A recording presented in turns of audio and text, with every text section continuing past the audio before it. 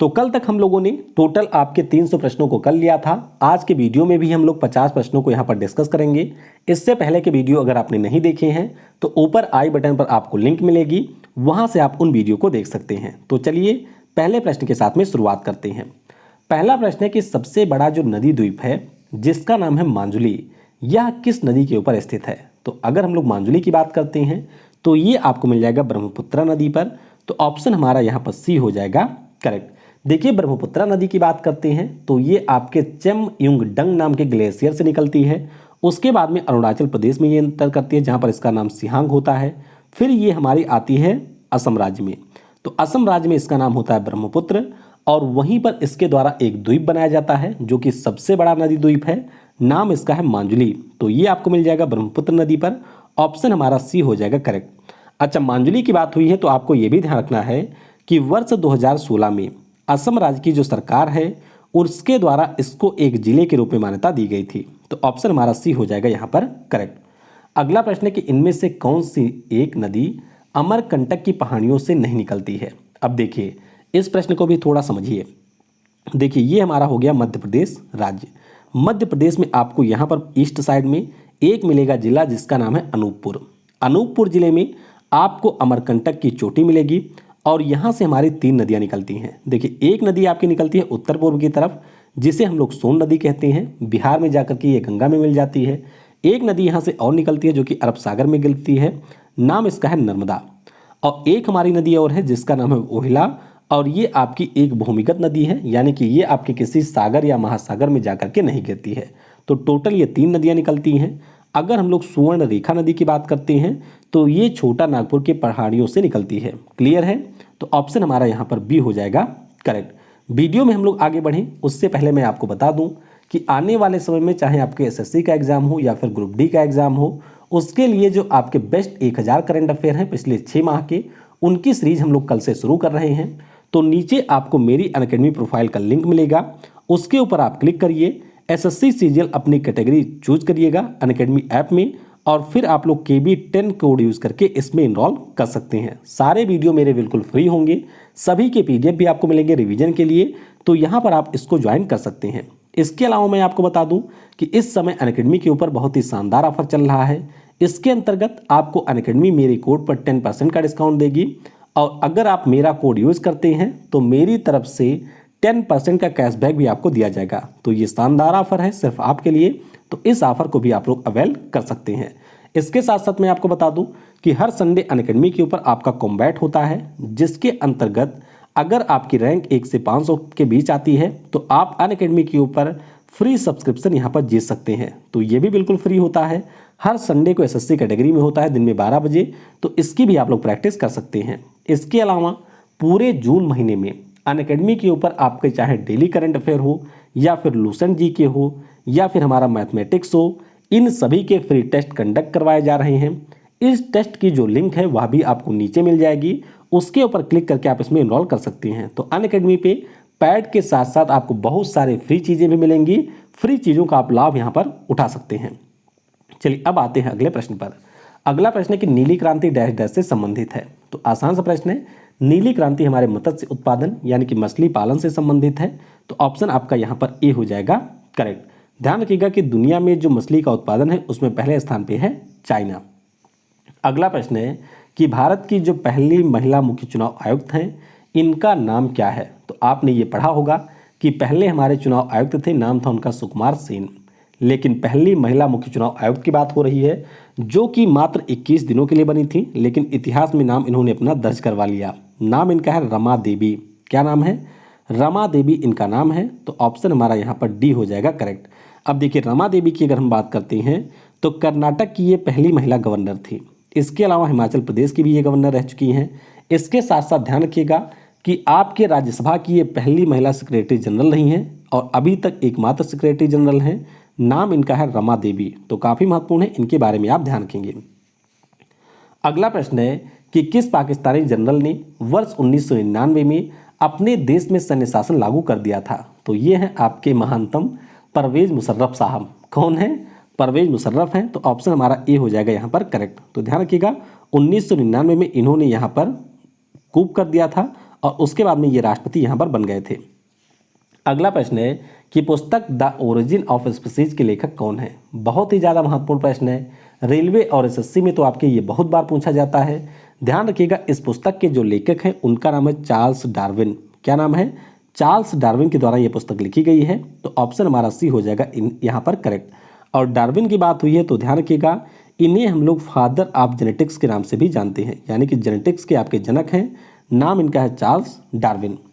अगला प्रश्न है कि 5 मार्च 1931 को महात्मा गांधी व किसके बीच में एक उच्च स्तरीय बैठक का आयोजन किया गया था। तो यहाँ पर जो बैठक हुई थी ये गांधी जी और इरविन के बीच में हुई थी। इसे हम लोग गांधी इरविन पैक्ट के नाम से भी जानते हैं। तो ऑप्शन हमारा यहाँ पर सी हो जाएगा करेक्ट। क्या हो जाएगा? सी हमारा हो जाएगा यहाँ पर करेक्ट। अगला प्रश्न है कि किसी विशेष निर्णय या कानून को रोकने के लिए किस व्यक्ति, पार्टी या फिर राष्ट्र के अधिकार को क्या कहा जाता है। तो ध्यान रखिएगा, इसे कहा जाता है वीटो पावर। जैसे कि यूनाइटेड नेशन सिक्योरिटी काउंसिल के बारे में आपने पढ़ा होगा, वहाँ पर भी 5 देशों के पास में वीटो पावर है। उसी प्रकार से जो हमारे राष्ट्रपति हैं उनके पास में भी वीटो पावर होता है। सबसे पहली बार 1985 में यूज किया था ज्ञानी जैल सिंह ने। तो ऑप्शन हमारा डी यानी कि वीटो हो जाएगा यहाँ पर करेक्ट। अगला प्रश्न है कि संयुक्त राष्ट्र सुरक्षा परिषद में इनमें से किस देश के पास में वीटो पावर नहीं है। तो थोड़ा सा ध्यान से इसको जान लीजिए। देखिए 5 हमारे होते हैं परमानेंट मेंबर। कौन कौन है? तो आपका अमेरिका है, उसके बाद में यूके है, फ्रांस है, फिर हमारा रूस है और उसके बाद में है चाइना। तो इन 5 के पास में है वीटो। तो इनमें से आपका जर्मनी बिल्कुल नहीं है शामिल। तो ऑप्शन आपका यहाँ पर ए हो जाएगा करेक्ट। अगला प्रश्न है कि निम्न में से कौन भारतीय शास्त्रीय संगीत के प्रख्यात गायिका हैं। तो नाम इनका है सुधा मुद्गल। क्या नाम है? इनका नाम है सुधा मुद्गल और ऑप्शन हमारा यहाँ पर बी हो जाएगा करेक्ट। देखिए सुधा मुद्गल की बात करते हैं तो ये आपके ख्याल की, ठुमरी की, दादरा और इंडियन पॉप की गायिका हैं। तो ऑप्शन हमारा बी हो जाएगा करेक्ट। अगला प्रश्न है कि बनारस हिंदू विश्वविद्यालय की स्थापना किसने की थी। तो ध्यान रखिएगा 4 फरवरी 1916 को बनारस हिंदू विश्वविद्यालय की स्थापना की गई थी। और आपके CBT 1 में ये भी पूछा गया था इस साल कि जो हमारे गांधी जी थे उन्होंने भारत में पहला भाषण अपना कहाँ दिया था। तो ध्यान रखेंगे इसी की स्थापना के दिवस पर गांधी जी के द्वारा पहला भाषण दिया गया था और स्थापना इसकी की थी मदन मोहन मालवीय जी ने। तो ऑप्शन हमारा यहाँ पर सी हो जाएगा करेक्ट। और इसके साथ साथ इनके सहयोगी भी कुछ रहे थे, जैसे कि आपके दरभंगा के महाराजा थे रामेश्वर सिंह, सुंदर लाल थे, ब्रिटिश थियोसॉफिस्ट और होम रूल लीग की जो फाउंडर है इनिवेशन, वो भी इसमें शामिल रही थी। तो 1916 में इसको स्थापित किया गया था उत्तर प्रदेश के वाराणसी में। अगला प्रश्न है कि खरीफ फसलों को डैश डैश मौसम की शुरुआत के साथ बोई जाने वाली फसलों के रूप में वर्णित किया जा सकता है। तो खरीफ फसलों की बात करती हैं जिसमें आपका धान आता है। इस समय आप लोग बुआई भी कर चुके होंगे। तो धान की जो हमारी फसल होती है ये आपके वर्षा ऋतु में बोई जाती है। तो ऑप्शन हमारा यहाँ पर बी हो जाएगा करेक्ट। बाकी ये डिटेल है, आपके लिए उतना ज़्यादा जरूरी नहीं है। अगला प्रश्न है कि सोडियम हाइड्रोक्साइड का उपयोग किसके लिए किया जाता है। तो पहले तो आपको इसका फार्मूला पता होना चाहिए। फार्मूला इसका होता है NaOH। क्या होता है? NaOH इसका होता है फार्मूला। और ये हमारा एक बेस होता है। तो अखबार बनाने में, धातुओं की आपके चिकनाई हटाने में, साबुन बनाने में इसका यूज़ किया जाता है। अचार को आपके संरक्षित करने में इसका यूज बिल्कुल नहीं होता है। तो ऑप्शन हमारा यहाँ पर डी हो जाएगा करेक्ट। अचार वगैरह के यूज प्रिजर्व करने के लिए हम लोग एसिड का यूज यहाँ पर करते हैं। अगला प्रश्न है कि world wild life fund for nature के बारे में क्या सही नहीं है। तो ध्यान से इसको पढ़िए। पहले स्टेटमेंट में कहा जा रहा है कि इसके लोगों में आपको शेर देखने को मिलेगा। दूसरे में कहा जा रहा है कि इसकी जो स्थापना हुई थी वो आपके 29 अप्रैल 1961 को हुई थी। तीसरे में कहा जा रहा है कि इसका जो मुख्यालय स्विट्जरलैंड के ग्लैंड में आपको मिलेगा। और चौथे में कहा जा रहा है पवन सुखदेव इसके वर्तमान में अध्यक्ष हैं। तो ध्यान रखिएगा बाकी सारे आपके सही हैं, केवल पहला यहाँ पर हो जाएगा गलत, क्योंकि इसका जो लोगो है उसमें आपको मिलेगा पांडा। ये आप देख सकते हैं, ये पांडा है। पांडा हमारे पड़ोसी देश चाइना का राष्ट्रीय पशु भी है। तो ध्यान रखिएगा पांडा इसके लोगों में अंकित है। ये भी आपके CBT 1 में इस साल पूछा गया था। अगला प्रश्न आपके सामने है कि इनमें से भारत के कौन से प्रधानमंत्री RBI के गवर्नर रहे हैं। तो ध्यान रखेंगे हमारे जो डॉक्टर साहब थे यानी कि मनमोहन सिंह जी, वे आपके 3 सालों तक RBI के गवर्नर भी रहे हैं 1982 से 85 तक। तो ऑप्शन हमारा यहाँ पर सी हो जाएगा करेक्ट। इसके अलावा आप ध्यान रखेंगे कि जो हमारा 14वां प्लानिंग कमीशन था उसके ये उपाध्यक्ष भी रहे थे। हमारे देश के वित्त मंत्री भी रह चुके हैं नाम इनका है यहाँ पर डॉक्टर मनमोहन सिंह। तो ऑप्शन आपका यहाँ पर सी हो जाएगा करेक्ट। अगला प्रश्न है कि कथकली जो नृत्य है इसकी जड़ें आपको किस राज्य में देखने को मिलेंगी। तो कथकली बात करते हैं तो ये हमारे केरल का है। केरल का ही आपका शास्त्रीय नृत्य है जिसका नाम है मोहिनी अट्टम। तो दोनों के बारे में याद रखेंगे, दोनों आपके केरल से हैं। ऑप्शन हमारा बी हो जाएगा करेक्ट। अच्छा, कथकली से जुड़ा हुआ आपका कथक है जो कि हमारे उत्तर प्रदेश राज्य का है।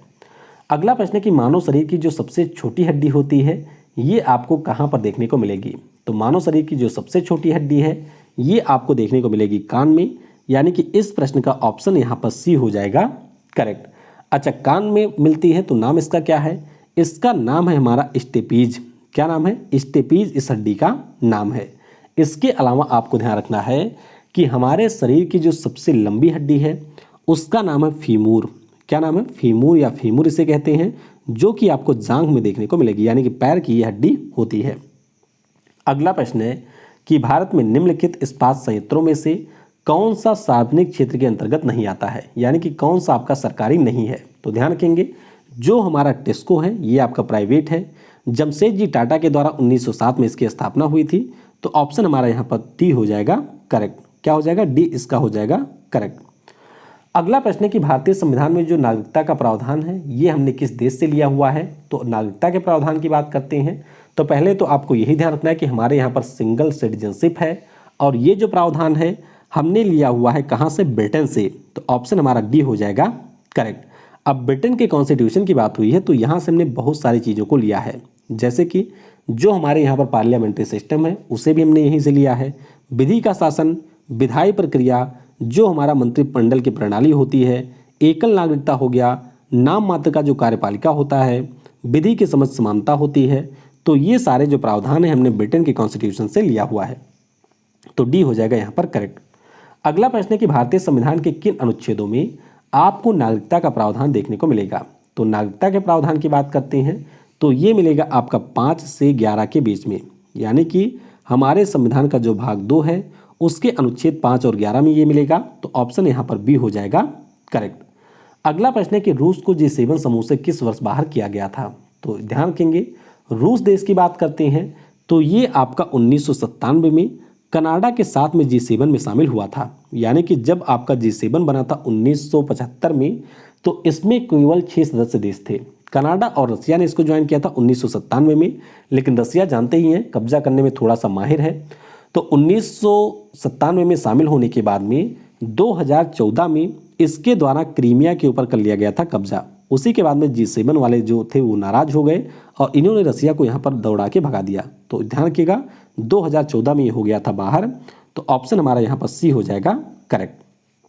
अगला प्रश्न है कि निम्नलिखित में से कौन फ्रांसीसी क्रांति के आदर्शों से प्रेरित था। तो ध्यान रखेंगे, इनका नाम है यहाँ पर टीपू सुल्तान। क्या नाम है, टीपू सुल्तान इनका नाम है। तो ऑप्शन हमारा यहाँ पर बी हो जाएगा करेक्ट। तो ध्यान रखिएगा, जो आपके फ्रांस की क्रांति हुई थी ये 1789 से लेकर के 1799 तक हुई थी और ये जो क्रांति थी इसी से आपके इंस्पायर हुए थे कौन, टीपू सुल्तान। अगला प्रश्न है कि प्रत्येक 12 वर्षों के अंतराल पर जो फ्लेमिंगो त्यौहार होता है ये किस राज्य में आयोजित किया जाता है। तो फ्लेमिंगो नाम का जो त्यौहार है ये होता है आंध्र प्रदेश में, यानी कि इस प्रश्न का ऑप्शन नंबर यहाँ पर हमारा ए हो जाएगा करेक्ट। तो पहले तो आप थोड़ा सा ये ध्यान रखिए, ये देखिए ये हमारे होते हैं फ्लेमिंगो पक्षी, बिल्कुल आपके हंस की तरह से होते हैं और ये आपके आंध्र प्रदेश में 2 स्थानों पे विचरण करने के लिए आते हैं। एक तो हमारा है नीलापट्टू पक्षी विहार और एक हमारा है यहाँ पर पुलिकट झील। तो उसी दौरान यहाँ पर ये त्यौहार मनाया जाता है। तो ऑप्शन हमारा आंध्र प्रदेश हो जाएगा यहाँ पर करेक्ट। अगला प्रश्न है कि भारत की सबसे लंबी झील कौन सी है। अब इस प्रश्न का उत्तर बहुत सारे लोग करते हैं गलत। क्यों गलत करते हैं, क्योंकि हमारे भारत की अगर हम सबसे लंबी झील की बात करते हैं तो वो हमारी है बिम्बानद झील। अगर आपसे सबसे बड़ी झील के बारे में पूछा जाए तो फिर आपका उत्तर हो जाएगा यहाँ पर क्या, चिलिका झील, जो कि आपको मिल जाएगा उड़ीसा में। पुलिकट झील मैंने अभी आपको बता दिया कि ये हमारे आंध्र प्रदेश में स्थित है और लोकटक झील की बात करते हैं तो ये मणिपुर में है, जहाँ पर आपको भारत का एकमात्र तैरता हुआ जो राष्ट्रीय पार्क है कीबुल लामजाओ देखने को मिलेगा। तो ऑप्शन यहाँ पर हमारा बी हो जाएगा करेक्ट। अगला प्रश्न है कि लिंगराज मंदिर के संबंध में कौन सा कथन यहाँ पर सही नहीं है। तो देखिए, पहले कथन में कहा जा रहा है कि यह भुवनेश्वर में स्थित है, दूसरे में आपसे कहा जा रहा है कि इसका जो निर्माण है ययाति केसरी ने करवाया था। तीसरे में आपसे कहा जा रहा है कि यह भगवान शिव को समर्पित है। चौथे में कहा जा रहा है कि यह इंडो सारासैनिक शैली पर आधारित है। तो ध्यान रखिएगा ये आपके कलिंगा शैली पर आधारित है। तो ऑप्शन हमारा डी हो जाएगा करेक्ट। बाकी भुवनेश्वर में मिलेगा, ययाति केसरी ने इसका निर्माण करवाया था और ये हमारे भगवान शिव को समर्पित है। तो यहाँ पर आप देख सकते हैं लिंगराज मंदिर, बहुत ही शानदार मंदिर है उड़ीसा में। तो ऑप्शन यहाँ पर डी हो जाएगा करेक्ट। अगला प्रश्न है कि फेन प्लवन विधि से अगर आप लोग लोहे के चूर्ण को किसके टंकी में रखते हैं, तो ध्यान रखिएगा जल और चीड़ के तेल में भरी हुई टंकी में इसको रखा जाता है। तो ऑप्शन हमारा यहाँ पर बी हो जाएगा करेक्ट। किसमें? जल और तेल के मिश्रण में इसको रखा जाता है। तो ऑप्शन आपका यहाँ पर बी हो जाएगा करेक्ट।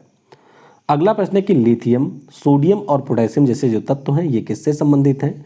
तो हमारी पीरियोडिक टेबल का जो पहला ग्रुप होता है इसी में आपको मिलेगी। हेलिना की रब से फरियाद है कि नौकरी मुझको दिलवा दीजिए, और इन्हें हम लोग कहते हैं क्षारीय धातु। क्या कहते हैं? क्षारीय धातु, यानी कि एल्कली मेटल कहते हैं। तो ऑप्शन हमारा डी हो जाएगा यहाँ पर करेक्ट। ये आप देख सकते हैं हेलिना रब से अभी तक फरियाद कर रही है।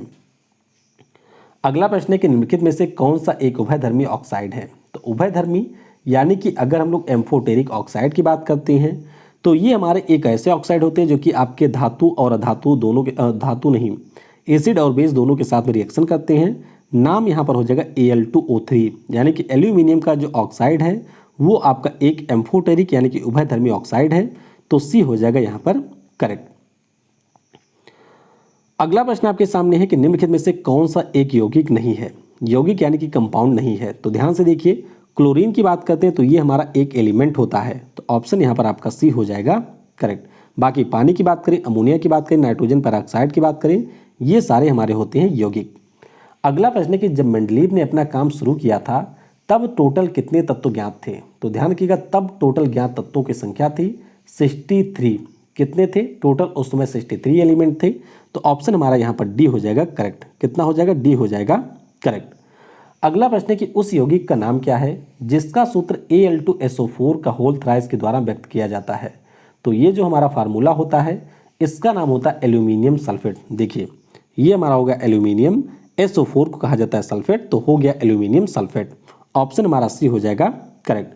अच्छा, इसी एल्यूमिनियम सल्फेट में अगर आप लोग K2SO4 को ऐड करते हैं, जल के 24 आपके मॉलिक्यूल आ जाते हैं, तो इसे हम लोग कहते हैं एलम, यानी कि ये आपकी बन जाती है फिटकरी जिससे आप लोग सेव वगैरह में यूज़ कर सकते हैं। हाँ, अगर लड़के हैं, लड़कियों को यूज नहीं करना है। निम्नलिखित में से कौन सा प्रोपेनोन का कार्यात्मक समूह है? तो ध्यान रखेंगे अगर हम लोग प्रोपेनोन की बात करते हैं तो ये हमारे कीटोन का होता है। यहाँ पर आप ध्यान दीजिए, देखिए ये हमारा होता है कीटोन। कीटोन ग्रुप की बात करते हैं तो यहाँ पर आपका कार्बन 2 बॉन्ड बनाता है ऑक्सीजन के साथ में, और जब हम लोग प्रोपेनोन की बात करते हैं तो इसका फार्मूला होता है CH3COCH3। तो ये होता है प्रोपेनोन, और इसका जो कार्यात्मक समूह है वो आपका होता है कीटोन। तो डी होगा यहाँ पर करेक्ट। अगला प्रश्न है कि जब आप लोग कैल्शियम हाइड्रोक्साइड के विलयन से कार्बन डाइऑक्साइड की क्रिया करवाते हैं तो जो आपका अवक्षेप बनता है उसका रंग होता है कैसा? तो इसका रंग हो जाता है यहाँ पर सफ़ेद। ऑप्शन हमारा हो जाएगा यहाँ पर डी। क्या हो जाएगा? डी आपका हो जाएगा करेक्ट। अब देखिए रिएक्शन कैसे होता है। यहाँ पर आप देख सकते हैं कैल्शियम हाइड्रोक्साइड एक खाने वाला चूना, कार्बन डाइऑक्साइड हो गया, रिएक्शन होता है तो CaCO3 बनता है जिसे हम लोग कैल्शियम कार्बोनेट के नाम से जानते हैं, और इसका रंग ही होता है आपका सफ़ेद। तो इसीलिए ये जो विलयन है वो आपको दिखाई देता है सफ़ेद। तो ऑप्शन आपका व्हाइट हो जाएगा यहाँ पर करेक्ट। अगला प्रश्न है कि एक दोहरी अपघटन अपक्रिया के दौरान अभिकारकों के बीच में किसका आदान प्रदान किया जाता है? तो इनके बीच में आपके आयनों का आदान प्रदान होता है, यानी कि ऑप्शन हमारा ए हो जाएगा करेक्ट। अब इसको आप लोग थोड़ा सा समझ लीजिए। देखिए आपके पास में 2 कंपाउंड हैं, दोनों आपके आयनिक कंपाउंड हैं। एक हमारा हो गया AB, दूसरा हमारा हो गया यहाँ पर CD। अब इनकी अगर हम लोग बात करते हैं तो इन पे होता है एक पे पॉजिटिव चार्ज, दूसरे पे होता है निगेटिव चार्ज, और जब यहाँ पर अपक्रिया होती है तो उस दौरान होता है अदला बदली, जैसे कि आप लोग करते होंगे अदला बदली। तो देखिए B जो अभी तक A के साथ में थी, B को अब लेकर के जाएगा यहाँ पर C, और D जो कि अभी तक C के साथ में थी इसको लेके जाएगा A, यानी कि पॉजिटिव और नेगेटिव चार्ज के जो यहाँ पर हमारे आयन होते हैं वे एक दूसरे के साथ में बदल जाते हैं। तो देखिए C के साथ में अब आ गई है B और A के साथ में आ गया है D। तो इसे हम लोग क्या कहते हैं? इसे हम लोग कहते हैं डबल डिस्प्लेसमेंट रिएक्शन, और यहाँ पर आयनों का आदान प्रदान किया जाता है। अगला प्रश्न है कि समीकरण 2Cu + O2 = 2Cu किसका एक उदाहरण है। तो ध्यान रखेंगे ये हमारा एक संयोजन अपक्रिया का उदाहरण है, यानी कि ये आपका कॉम्बिनेशन रिएक्शन है। कॉम्बिनेशन रिएक्शन का मतलब क्या हुआ, तो जब हमारा एक एटम या कंपाउंड दूसरे के साथ में मिलता है और एक तीसरा बना लेता है तो इसे हम लोग कहते हैं संयोजन अपक्रिया, यानी कि बी हो जाएगा आपका करेक्ट। अगला प्रश्न है कि जो हमारी अम्लीय वर्षा होती है इसमें आपको कौन से अम्ल देखने को मिलेंगे। तो अम्लीय वर्षा इसका नाम है, इसमें आपको नाइट्रिक अम्ल और सल्फ्यूरिक अम्ल देखने को मिलेंगे, यानी कि HNO3 और H2SO4 आपको देखने को मिलेंगे। ऑप्शन हमारा यहाँ पर बी हो जाएगा करेक्ट। और इसीलिए आपसे कहा जाता है कि जब हमारे यहाँ पर पहली वर्षा होती है तो उसमें आपको नहाना नहीं चाहिए, क्योंकि उस समय जो आपकी वर्षा होती है वो हमारी अम्ल वर्षा होती है और इसीलिए वो आपके शरीर को पहुंचा सकती है नुकसान। अगला प्रश्न है कि जीवाश्म ईंधन जलने पर मुक्त कार्बन, नाइट्रोजन और सल्फर के ऑक्साइड क्या कहलाते हैं। तो ध्यान रखिएगा, जब भी आप किसी भी फॉसिल फ्यूल को जलाते हैं तो उस समय जो हमारे यहाँ पर कार्बन, नाइट्रोजन और सल्फर के ऑक्साइड निकलते हैं ये होते हैं अम्लीय इन नेचर। क्या होते हैं, अम्लीय होते हैं ये नेचर में। तो ऑप्शन हमारा ए हो जाएगा करेक्ट। और यही फिर आपके वायुमंडल में जाते हैं जिसके कारण हमारी अम्लीय वर्षा यहाँ पर होती है। अगला प्रश्न है कि परमाणु संख्या 57 वाला जो तत्व है ये आपके किस ग्रुप से संबंधित है। अब इस प्रश्न को भी कई लोग गलत कर देते हैं क्योंकि वो बिल्कुल भांग खा के आते हैं और उनको लगता है कि 57 वाला जो है ये आपके जाएगा एफ में, लेकिन यहाँ पर जो 57 वाला है वो आपको देखने को मिलेगा डी में। यहाँ पर थोड़ा सा ध्यान से देखिए पीरियोडिक टेबल, यहाँ पर आप देखेंगे 57 नंबर का एलिमेंट, नाम इसका है लैंथेनम और लैंथेनाइड हमारी सीरीज होती है तो इसीलिए लोगों को लगता है कि लैंथेनाइड सीरीज है तो आपके एफ ब्लॉक में जाएगा, जबकि ये जाता है हमारे डी ब्लॉक में। तो ऑप्शन हमारा यहाँ पर ए हो जाएगा करेक्ट। अगला प्रश्न है कि इथेनॉल को इथेन में परिवर्तित करने के लिए डिहाइड्रेटिंग एजेंट के रूप में किसका उपयोग किया जाता है। तो यहाँ पर यूज होता है कंसंट्रेटेड सल्फ्यूरिक अम्ल का, यानी कि ऑप्शन हमारा यहाँ पर सी हो जाएगा करेक्ट। अब थोड़ा मैं आपको रिएक्शन दिखाता हूँ। देखिए ये हमारी होती है पीने वाली शराब, यानी कि C2H5OH। जब आप लोग इसको H2SO4 के साथ में 180 डिग्री पर गर्म करते हैं तो यहाँ पर हमारी बनती है एथिलीन, यानी कि C2H4 और पानी यहाँ पर बाहर निकल जाता है। तो ऑप्शन सी हो जाएगा यहाँ पर करेक्ट। अगला प्रश्न है कि आयरन ऑक्साइड का सूत्र क्या है। तो सिंपल सा प्रश्न है, आयरन ऑक्साइड की यहाँ पर बात करते हैं तो इसका फार्मूला होता है Fe2O3। क्या होता है Fe2O3, यानी कि ऑप्शन हमारा यहाँ पर बी हो जाएगा करेक्ट। अगला प्रश्न है कि इनमें से किस भारतीय राज्य में अभी तक राष्ट्रपति शासन नहीं लगा है। तो ध्यान रखेंगे 2 राज्य हमारे ऐसे हैं जहां पर राष्ट्रपति शासन नहीं लगा है अभी तक। कौन कौन से हैं, तो एक तो हमारा है छत्तीसगढ़, दूसरा हमारा है तेलंगाना। तो ऑप्शन यहां पर आपका ए हो जाएगा करेक्ट। अगला प्रश्न है कि 35, 53 और 85 इन परमाणु संख्या के जो तत्व हैं ये आपको कहां पर देखने को मिलेंगे। तो ये हमारे होते हैं हैलोजेंस, 17वें समूह में ये देखने को मिलेंगे, यानी कि ऑप्शन हमारा ए हो जाएगा यहाँ पर करेक्ट। तो ये आप देख सकते हैं ये हमारा हैलोजन फैमिली होता है, फ्लोरीन, क्लोरीन, ब्रोमीन, आयोडीन, ये सारे हमारे इसके एलिमेंट होते हैं। अगला प्रश्न है कि बिलियन आपके पास में है 3, एक बिलियन का पीएच मान 6 है, दूसरे का पीएच मान 8 है और तीसरे का जो पीएच मान है वो आपका है 2। तो आपको बताना है किसमें हाइड्रोजन आयन की सांद्रता होगी सबसे ज़्यादा। पीएच के बारे में थोड़ा जान लीजिए। पीएच का मतलब ही होता है पोटेंशियल ऑफ हाइड्रोजन, यानी कि हमारे किसी बिलियन में जो आपके हाइड्रोजन की सांद्रता होती है उसी के बारे में ये बताता है। और जितनी ज़्यादा सांद्रता होगी पीएच वैल्यू आपकी उतनी ही कम होगी। तो पीएच मान सी का आपका है यहाँ पर कम, तो इसमें आपको सबसे ज़्यादा हाइड्रोजन आयन मिलेंगे। तो ऑप्शन हमारा ए हो जाएगा यहाँ पर करेक्ट। अगला प्रश्न है कि भारत के संविधान में आपको कुल कितने अनुच्छेद, भाग और अनुसूची देखने को मिलेंगे। तो ध्यान रखेंगे जब हमारा संविधान 26 जनवरी 1950 को लागू होता है तो उस समय इसमें आपको टोटल 395 अनुच्छेद, 22 पार्ट और 8 देखने को मिलता है शेड्यूल। कितना मिलता है 395, 22 और 8। लेकिन वर्तमान की बात करते हैं यानी कि जून 2021 तक की बात करते हैं तो ध्यान रखेंगे आप लोग इसमें आपको टोटल 448 अनुच्छेद, 25 आपके भाग और यहाँ पर आपको 12 अनुसूची देखने को मिलेंगी। क्लियर है, तो ऑप्शन हमारा यहाँ पर सी हो जाएगा करेक्ट। ये आप यहाँ पर पढ़ भी सकते हैं। अगला प्रश्न है कि भारत के राष्ट्रपति के द्वारा किस अनुच्छेद के अंतर्गत राष्ट्रपति शासन लगाया जाता है।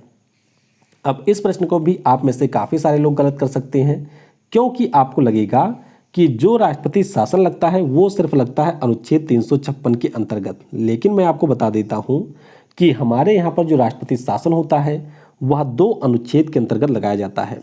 पहला तो हमारा होता है 356 और दूसरा हमारा कौन सा होता है, तो दूसरा होता है 365। अब आप कहेंगे भैया ये बताओ कि दोनों में अंतर क्या है। तो देखिए, किसी राज्य में अगर जो वहाँ की संवैधानिक प्रणाली होती है, यानी कि जो वहाँ पे आपके सरकार का बहुमत है, बहुमत सरकार खो देती है, तो फिर यूज किया जाता है अनुच्छेद 356 का। 365 का यूज कहाँ पर होता है।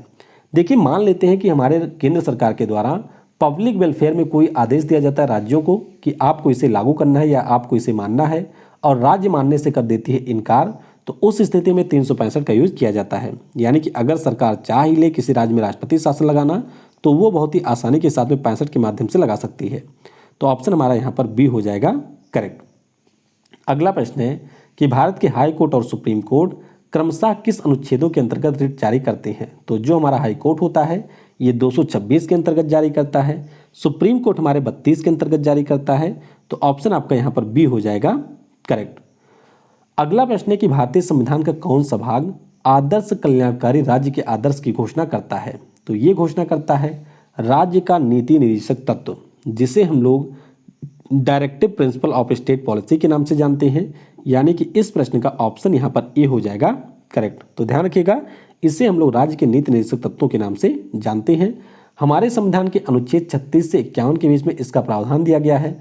भाग 4 में ये आपको देखने को मिलेगा और आयरलैंड के संविधान से इसको हमने लिया हुआ है। क्लियर है।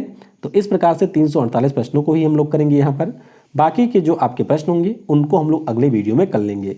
तो वीडियो को अगर आपने यहाँ तक देखा है तो नीचे कमेंट में टाइप करिएगा यस। देखिए, मैं आपको वन लाइनर वाले क्वेश्चन बिल्कुल नहीं कराऊंगा, आसान वाले। मैं कोशिश करूंगा कि आप लोग यहाँ पर न केवल कॉन्सेप्ट को सीख सकें, बल्कि आप थोड़ा सा टफ प्रश्नों को भी यहाँ पर करने में सक्षम बने। Thanks for watching. जय हिंद, जय भारत, और सबसे जरूरी, पढ़ेगा भारत तो बढ़ेगा भारत।